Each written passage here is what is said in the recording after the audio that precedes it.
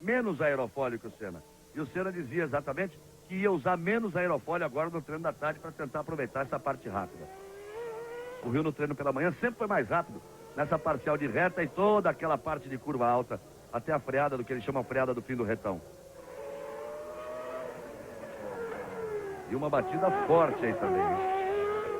Uma batida forte, sente a pancada, bateu o capacete. Você vê aí a marca, o Ratzenberger. O Ratzenberger teve uma batida forte também, foi ali na placa. E eu vou... Olha, gente, tudo que não queria era ver isso de novo hoje. O treino tá parado. Tudo que a gente não queria era ver isso de novo hoje. Vai ficar a mesma expectativa, a chegada da ambulância, de socorro. Sei que mais do que ninguém, o Rubinho não queria ver isso hoje. Mas eu queria até...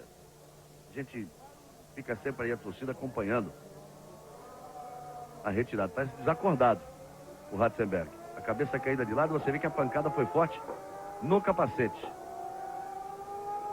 Olha só. Aí ele já bateu, ó. Aí ele já bateu, ele já vem caído aí. Ele já vem desacordado, ele já perdeu toda a parte lateral esquerda do carro. Vamos ver se a gente consegue a repetição, identificar o ponto da pista. Saiu lá atrás, ó. E bateu forte. Esse circuito, ele tem alguns pontos de área de escape estreita e de grama. Você vê que aqui no final da curva, se ele vier sair no final, pancada muito forte, hein? Se ele vier sair no final, tem a caixa de brita. Mas lá, quando você sai e ganha grama, você aumenta a velocidade do carro. Então você vai de encontro ao muro, a proteção que tiver, você vai com mais velocidade ainda. Eu tive até a impressão, pela carenagem, que ela se rompeu. Chegou a dar para ver a perna dele, olhando de fora da carenagem. Olha. Ali o Ratzenberger. E eu ontem conversava isso, cheguei a falar com ele, ele não respondeu, ficou quieto. Não emitiu opinião, queria saber até do Rubinho. Eu tenho a impressão que essa história de você, ou visando economia ou qualquer coisa, aproximar equipes, você estreita pneu, você estreita aerofólio, você diminui distância. Ou seja, você toma providências para que o carro tenha menos gripe, ou menos downforce, ou o que seja, para que ele tenha menos estabilidade na pista. Ao mesmo tempo, cada vez o motor fala mais alto e cada vez os carros têm mais velocidade. Você tira essa estabilidade dos carros e os tempos vão caindo, como caíram aqui. Então o carro anda mais rápido, com menos estabilidade. Esperava chegar uma pista rápida, porque aí a coisa fica grave. Você passa a andar em mais velocidade que andava, tem menos área de pneu, tem menos aerofólio, tem menos arraste, mais penetração dinâmica, sei lá. E aí? Me parece que a coisa fica mais dramática. A escapada do Rubinho ontem, a escapada do Ratzenberger agora, as rodadas constantes de Martin Brundle, de Schumacher, de Senna, foram tantos carros saindo violentamente da pista. E tudo que a gente não quer ver é isso. Isso é tudo o que o profissional da Fórmula 1, o piloto, ele parece continuar desacordado, o piloto da Fórmula 1, o profissional da Fórmula 1, as equipes, os jornalistas, o torcedor, isso é o que a gente não quer ver. Isso é o que tem que ser. Eu não sei nem se estou falando besteira depois que quero saber do Rubinho, mas eu acho que alguma providência tem que ser tomada. Os carros estão cada dia mais velozes e cada dia mais difícil de serem controlados pelos pilotos. E o que é mais importante, Galvão, é que determinadas pistas... Olha, atenção, hein? A coisa é mais grave. Rubinho, nem olha, não. A coisa é mais grave do que a gente imaginava. Está tendo massagem cardíaca, reanimação de coração, tem sangue ali. A pancada é grande. Esse grande prêmio que já, você se lembra de Berger, se lembra de Nelson Piquet. Estão aí, bem, graças a Deus. Essa área de escape no fim da curva, se você vem até o final, mas ela é uma curva que ela tem um início lá atrás, ela tem uma mudança de traçado. Se você escapa no início, como é que você vai chegar naquela área de escape? Vai chegar na grama e no muro. Eu acho que é daí, Galvão, que deve existir o primeiro pensamento, porque essas saídas, ninguém está esperando essa saída da pista para a curva para a direita, que não é realmente uma curva, que só vai acontecer uma saída se cair uma roda, se caiu uma porca, tipo, como aconteceu com o Ratzenberger. Com certeza foi coisa coisa mecânica. E no meu caso, por exemplo, as duas, a curva que eu fiz tem duas zebras muito altas, e com um toque ela pode realmente causar um problema muito maior. Então as zebras, por exemplo, ali deveriam ser mais baixas e a velocidade iria até aumentar, então a curva teria que ser mais fechada, mas a zebra teria que ser um pouco mais baixa. Isso é uma coisa que deve ser muito discutida ainda no ano da Fórmula 1. É isso realmente que eu estava dizendo, Galvão, no momento em que a gente foi interrompido pela imagem dos médicos tentando reanimar o Ratzenberger, é que tudo isso que você falou, tudo isso que o Galvão falou tem a ver. Toda essa tentativa de mudança de regulamento, de deixar a Fórmula 1 de outra forma, mas que os tempos continuam baixando. Só que as pistas têm que acompanhar tudo que se muda tecnicamente. Você vai ver o acidente de novo, você vai ver onde ele está saindo, que se existe uma área de escape, não aconteceria um acidente tão grave. Se bem que ali ele já vem perdendo partes do carro já antes. Não é nesta batida aqui, ele já teve problema antes. Agora aqui na batida é que foi o problema físico do Ratzenberger. Se você tem isso que você está vendo aqui abaixo da sua imagem, que é o que nós chamamos de caixa de brita, que ela é feita para quebrar violentamente a velocidade do carro, um carro para varar toda essa caixa de brita e bater, se ele chegar a bater, ele vai bater muito devagar. Então, ali quando ele sai que vai na grama, é muro, gente, é duro e ganha velocidade quando vai na grama. Eu tenho, olha, uma preocupação muito grande porque duas coisas ali sintomáticas. Uma, aquela massagem cardíaca, tentativa de recuperação. E outra, uma coisa que quero até evitar falar, mas é uma coisa que quem para estar aqui nesse mundo faz tempo, é muito sintomática na Fórmula 1, que é a equipe baixar a porta do box. Então vamos torcer para que a coisa possa estar melhor aí para o Ratzenberger. É uma caixa de brita ali naquele ponto, realmente seguraria, reteria o carro antes do toque, mesmo que venha a toca com outra velocidade. No caso do Rubinho, no acidente do Rubinho, pior ainda o trecho da curva, porque ali não adiantaria a caixa de brita, porque ao passar sobre a zebra o carro decolou, quer dizer, decolaria sobre a caixa de brita também. O problema mais grave da pista naquele trecho. Eles continuam tentando a massagem cardíaca, tentando ativar sei lá. Nas pistas de Fórmula 1, o que eu acho que é necessário é muita área de escape. Essas são as áreas onde, por exemplo, um trecho da curva ao Rouge, em Spa-Francorchamps, que é muito pequeno, é um trecho que deveria existir uma área de escape muito grande. Talvez no caso do Ratzenberger, se tivesse caixa de brita ali, o carro amorteceria muito mais, mas poderia capotar. Então o que teria que existir? Teria que existir um pneu um pouco mais à frente para absorver a pancada. Mas fora isso, eu acho que não tem jeito. Ou você tem espaço, ou você realmente vai bater contra um muro, uma coisa muito dura, como é o caso de Aida no Japão. A Aida no Japão era muito apertado e tinha que ter uma condição um pouco maior para poder se guiar lá. Aí o Ratzenberger sendo trazido para a ambulância, ele vai ser levado ao hospital, junto ali à área de boxe. O Rubinho até sair para dar uma... Tá bem? Ele disse que tá bem. Ele disse pro Geraldo que ele tá bem. Ele disse pro Geraldo que tá bem. É tudo que ninguém queria ver. Muito menos ele, depois do susto passado ontem. É evidente que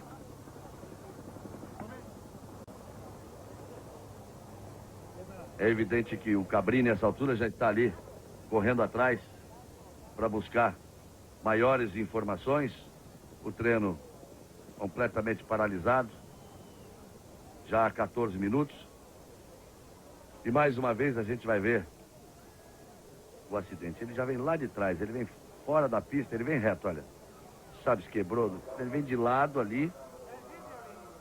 Ele bateu o lado esquerdo. Quando ele entra na grama, ele gira ao contrário para bater o lado esquerdo do carro. A pancada do lado esquerdo. Outra coisa, hein? Outra coisa que é importante, porque se você rever o acidente do Rubinho, você vê quando ele passa daquela primeira perna, que ali já escapou, que ele vem para a segunda, que não deu, que ele vai reto, ele freia. Ele tem o reflexo de frear. Há o pneu travado, a fumaça saindo. Você vê aqui com o Ratzenberger que em momento algum, parece que existiu nele o reflexo da freada. Em momento algum você vê o pneu fritar, em momento algum você vê a fumaça subindo. E olha o que restou do carro ali, parece ser o braço dele.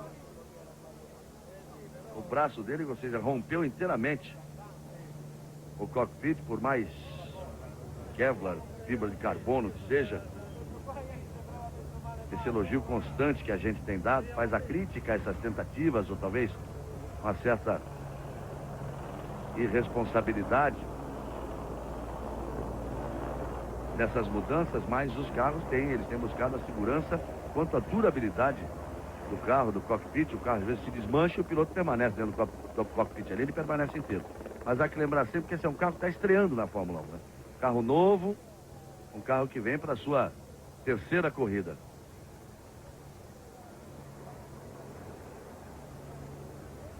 Aí fica aquela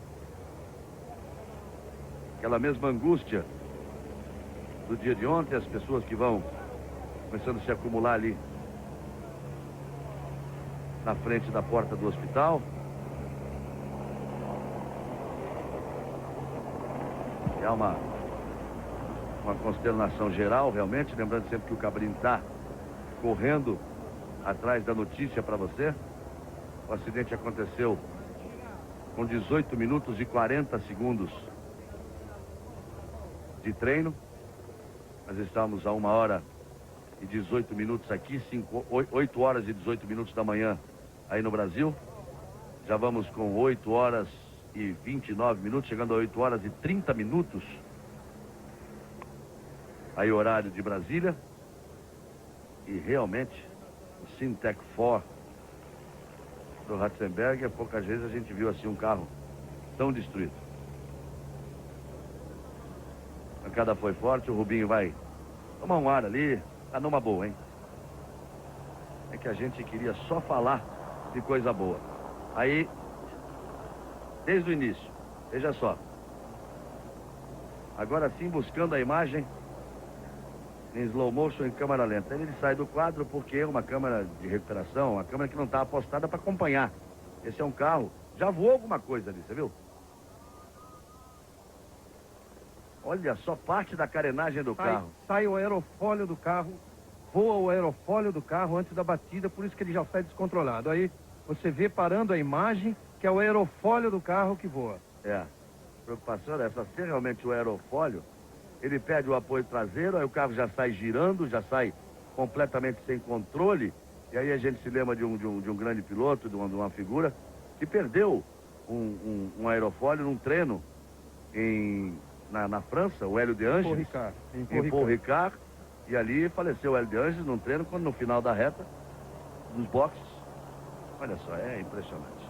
Por outro ângulo, o Hélio de Angelis perdeu o aerofólio. O Ayrton Senna vive dizendo sempre que o maior susto que ele levou, apesar dos acidentes, em Portugal, o maior susto que ele levou foi na Alemanha, quando perdeu um aerofólio.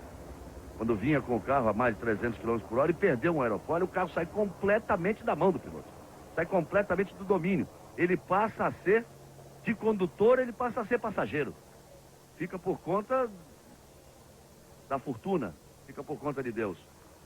É um dos acidentes mais graves que ocorreram na Fórmula 1, foi em 1975, no circuito de Montjuïc, Grande Prêmio da Espanha, quando aconteceu exatamente isso com o Embassy Hill, o carro Embassy Hill do Rolf Stommelen. E o Stommelen voou por cima de outros carros, inclusive do José Carlos Patti, voou por cima da tela, matou alguns espectadores e bombeiros que estavam no local. Ele não morreu nesse acidente, ele escapou com vida. Nenhum piloto morreu nesse acidente. O Stommelen que veio a morrer 5, 6 anos depois na pista de Riverside, na Califórnia, correndo em carros esporte. E essa corrida teve até uma particularidade, porque Emerson Fittipaldi praticamente se negou a correr. Ele dizia que não tinha a menor segurança, que uma tragédia iria acontecer ali. De forma muito fria, os homens do automobilismo colocaram os negócios acima do esporte e da segurança. Foi o Grande Prêmio de Montjuïc, na Espanha, já não se corre, era um circuito de um parque. E Emerson Fittipaldi disse que não iria correr. Para não ter uma punição maior, Emerson foi para o treino, com uma coragem extrema e um profissionalismo muito grande. Ele foi para o treino, fez uma volta lenta para não se classificar, que era a sua forma de protestar e não participar da corrida. E aí houve esse problema com a perda de aerofólio de Rolf Stommelen.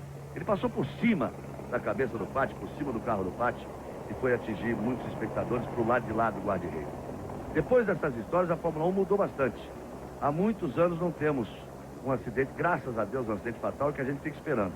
Olha só o helicóptero que deve estar ali pronto para uma remoção do Ratzenberger. Continuamos aguardando a essa altura notícias que a gente espera possam ser, como ontem na angústia esperávamos notícias sobre Rubinho, e a notícia veio inclusive com Ayrton Senna, que mesmo contra orientações iniciais, ele saiu correndo, parou o carro, saiu correndo para o hospital, e foi o primeiro realmente a entrar, o que pôde entrar, e aí esteve com o Rubinho, e foi realmente com a saída de Senna que vieram as primeiras notícias, porque imediatamente os repórteres de rádio do Brasil, os homens de televisão, todos correram. O Senna disse, não, pode ficar sossegado que ele está bem, vi, estive com ele está bem, está com as funções vitais, está mexendo o braço, o perno não tem fratura.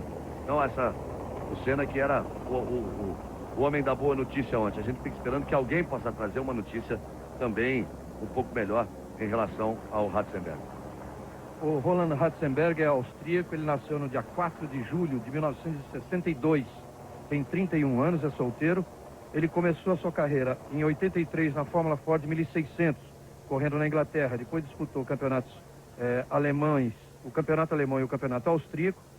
Em 86, ele ganhou o Festival de Fórmula Ford de Brands Hatch, na Inglaterra. Em 87, disputou o campeonato inglês de Fórmula 3, também em 88. 89, ele passou a correr de Fórmula 3000, mas no Japão. E está no Japão desde então, 89, 90, 91, 92, 93, correndo de Fórmula 3000 e de carros de turismo.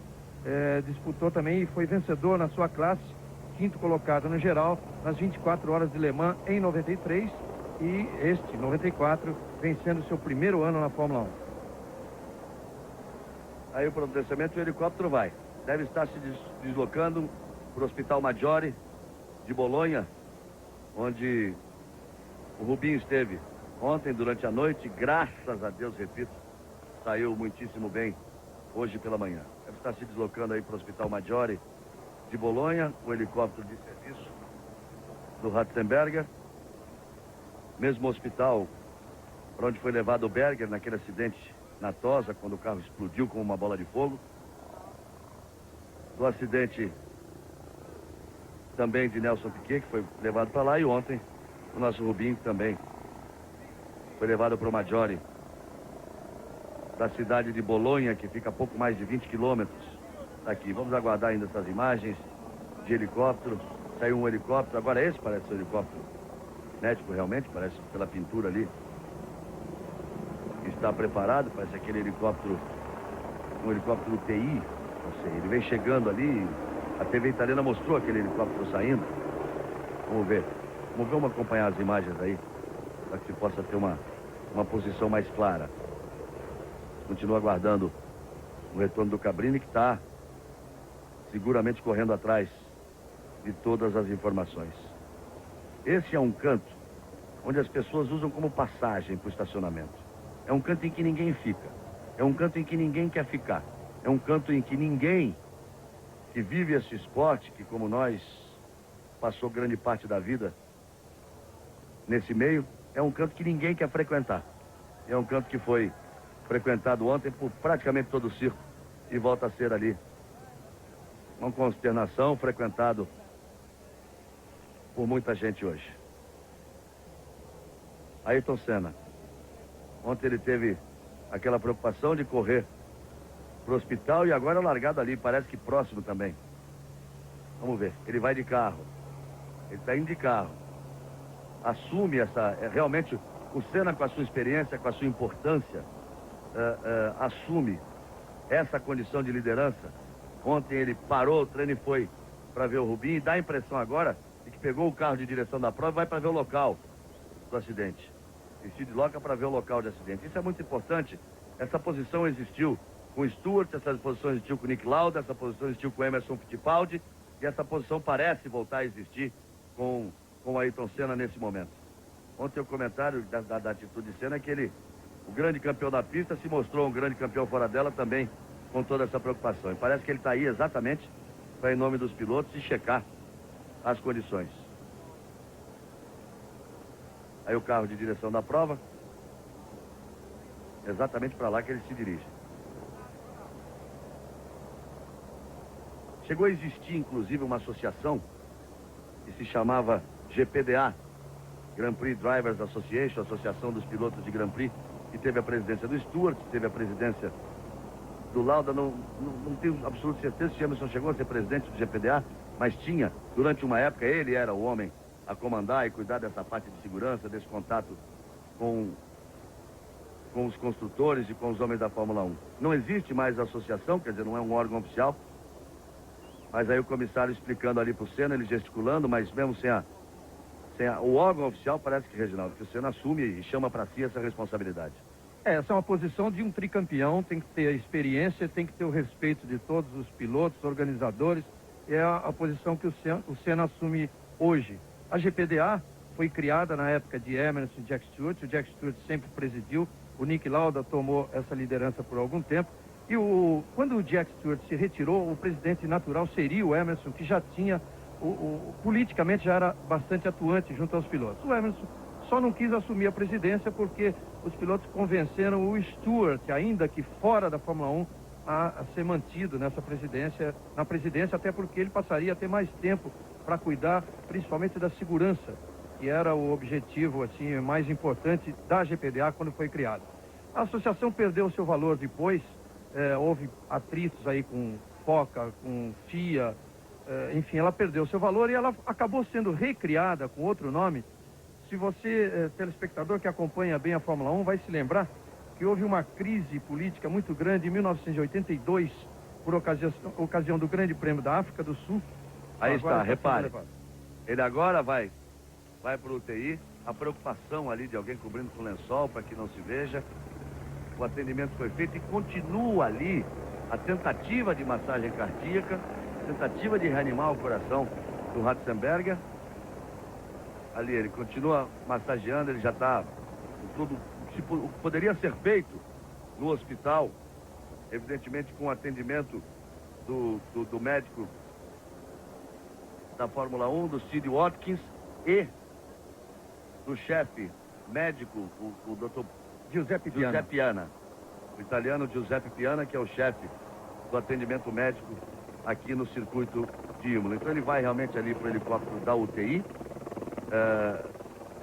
O outro helicóptero seria especulação, qualquer coisa, mas poderia até levar o Watkins ou um dos dois para antecipar qualquer coisa de necessidade no Hospital Maggiore, mas ele sai agora do helicóptero da UTI ali, o Ratzenberger.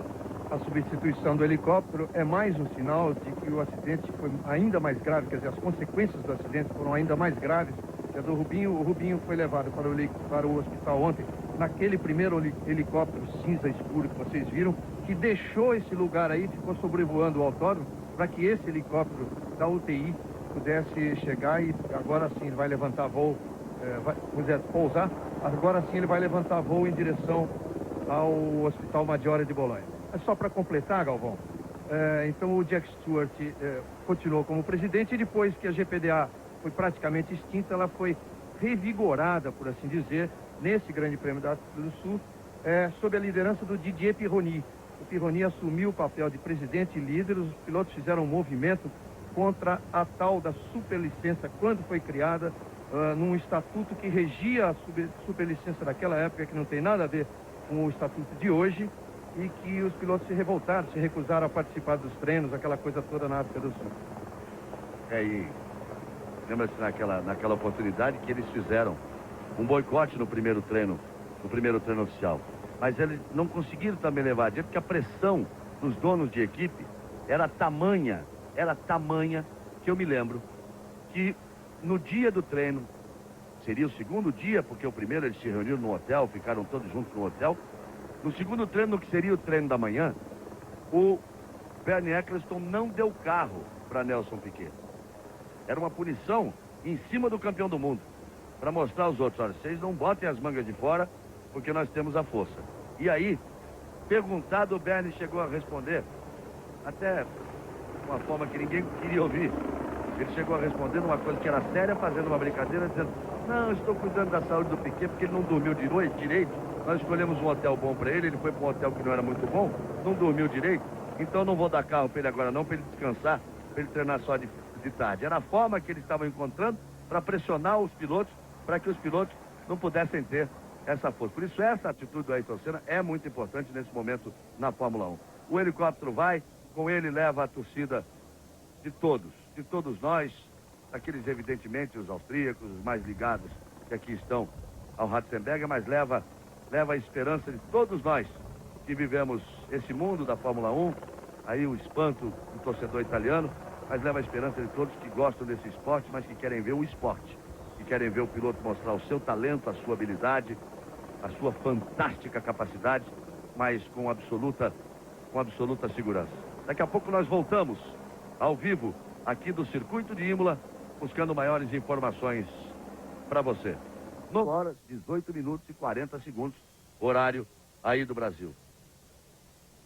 Você que é a TV italiana, tenta voltar a trazer o clima da competição. Exemplo que nós fizemos agora informando no áudio, mostra no vídeo a classificação por enquanto, a diferença. O Berger tem 5 décimos atrás do Senna, o Hill 6 décimos, o Leto 1 segundo e 1, o Larini 1 segundo e 2, praticamente 1 segundo e 3, 1 segundo e 29, a 6ª posição. Os 6 primeiros. E agora eles vêm acumulando 7º, 8º, 9º, 10º numa fila. Aí, Frentzen, Wendlinger, Hakkinen, Morbidelli, Blundell e Brundle. O 12º está 2 segundos e ponto 3 atrás. Isso é sempre em relação atrás do tempo de Ayrton Senna, que é o melhor, por enquanto, com 1:21.548. Aí as 12 primeiras posições. Vê como o circuito é realmente rápido. Enquanto nós estávamos aqui, fora o Reginaldo fazia um comentário em off que acho que ele tem razão. Esse circuito tem que ser modificado. A comissão da FIA, os homens que organizam, tem que buscar uma maior segurança. Tem que imaginar que o normal é você sair no final da curva. Mas você tem que partir sempre do pressuposto de que isso vem de um erro do piloto, vem de sobreguiar, vem de andar mais rápido, mas cai roda, já caiu do manso, cai aerofólio. O carro de Michele Arboreto quase se desmanchou na pista no Grande Prêmio de Aida, quando ele foi buscar a freada. Teve também um problema de aerofólio, o carro tremeu inteiro, ele acabou batendo. Então, os carros também não são 100% perfeitos. E aí, passa a existir o imprevisível. Então, todos os pontos têm que ser analisados e todo o dinheiro, num mundo tão rico como esse da Fórmula 1, todo o dinheiro tem que ser gasto para dar segurança àquele que faz com que centenas de milhões de telespectadores estejam a cada sábado e a cada domingo de Grande Prêmio ligados na televisão, fazendo jus a que se mova um mundo de dinheiro em torno da Fórmula 1. E a estrela maior quem é? É o piloto, é o artista, tem que ser preservado. E é isso. Além daquele acidente terrível, mas graças a Deus, repito, volto a dizer, de final feliz em relação ao Rubinho Barrichello, a gente não sabe o que espera para esse final. Você vai ver de novo aí a imagem do Ratzenberger. No início sem poder saber porquê, depois uma câmera bem mostrada, prova que o aerofólio voou. E aí já vem de batida, o piloto já vem fora. Você vê que tem sangue, tem vermelho por fora, tem sangue por dentro do capacete, o braço dele chega a aparecer a carenagem que é perfurada. Você pode ver mais uma vez. Repare essa área de escape aí, que foi também, não é tão antiga, como ela tinha que ser num ponto anterior. O Reginaldo volta com alguma informação mais positiva em relação ao impasse aqui agora no circuito de Imola. Bom, o Cabrini informa lá do hospital médico que não há uma palavra definitiva dos médicos, apenas afirmando que foi muito mais grave do que o acidente com o Rubinho ontem. E as consequências foram maiores. Ele está no hospital, não sabemos o estado de saúde do piloto. Agora, a confirmação de que a equipe Williams não treina mais. Pelo menos a Williams não treina mais e deve ter sido, então, a palavra do Senna depois de verificar as condições da pista. E deve ser seguida pelas outras equipes. Veja só, está com exemplo quando o Senna nitidamente ali chamou a responsabilidade, naquele momento de uma liderança dos pilotos, foi para ver, conversou, então por isso que o team manager não queria deixar a televisão mostrar, então parte essa posição oficial da Williams, que não vem mais para o treino, deve ter sido na volta de Senna, e aí 2 personagens importantes da Fórmula 1 que viveram momentos terríveis na Fórmula 1. O Nick Lauda, naquele seu acidente de Nürburgring de 76, e o Berger aqui mesmo. O Berger aqui mesmo, quando renasceu no acidente da Tosa, uma pancada tão grande, o carro explodiu em fogo, e o Berger e o Nick Lauda. O Nick Lauda é um consultor da equipe, você tem o Jean Todt que dirige a equipe, e o Berger é o piloto, e o Nick Lauda, por toda a sua ligação com a Ferrari pelos títulos conquistados, por todo o seu conhecimento, ele é um consultor técnico, mas um homem com uma participação moral muito efetiva nas decisões da Ferrari. Eles estão ali conversando. O Jean Alesi, que deveria estar nessa conversa, não está participando porque se machucou 2 vértebras num treino particular. E então ali Berger, Lauda e Todt estão conversando. Quem sabe para tomar também uma posição oficial da Ferrari. Repare que a Williams coloca já a carenagem dos seus carros sobre o cavalete, já na posição tão normal e característica. McLaren também deixa ali, de quando o carro não está sendo preparado para o treino. Quando termina, que eles vão trabalhar lá dentro da garagem, a carenagem é colocada ali, porque fica, além de não atrapalhar o espaço interno, funciona. Como tudo é business, ela funciona como um outdoor ali, com a promoção dos seus patrocinadores, para tanta gente que passe para as imagens de televisão. Nicola Larini se envolveu no acidente com a Ayrton Senna na largada do Grande Prêmio do Japão, Grande Prêmio do Pacífico, no Japão, em Aida. E fazia aqui praticamente ele, que é piloto de teste, a sua despedida da Ferrari, porque a Alesi deve voltar na próxima prova. Tá ali o Larini.